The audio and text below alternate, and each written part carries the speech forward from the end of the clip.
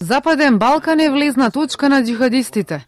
Салафистички имами во Косово, Босна, Албанија и Македонија со полна пара регрутираат борци за Сирија и Ирак.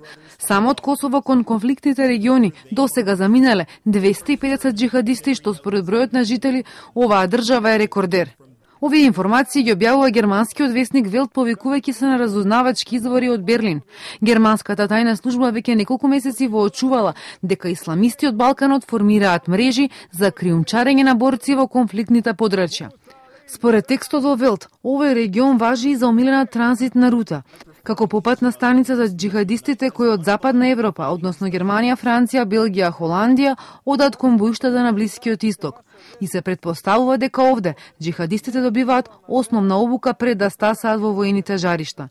Но исто така во весникот се предупредува дека балканските земји, освен што се користат за регрутирање на борци, стануваат и места каде е можно повратниците од боиштата да организираат и терористички напади, акцентирајќи го нападот во Зворник од април годинава. Овие предупредувања се совпаѓаат со видеото, објавено минатата недела на кое борци од ИСИЛ повикуваат на напади во Косово, Албанија и Македонија. Пастај, дërgoj месаж тагутave të Kosovës, Maqedonisë, Shqipërisë, edhe të gjithë Ballkanit. Mos mendoni se ne kemi harruar për zullumin të cilët ju ja bëni muslimanëve. Wallahi do të vinë ditë të zeza për juve. Wallahi do të keni frikë të esni nëpër rrugë.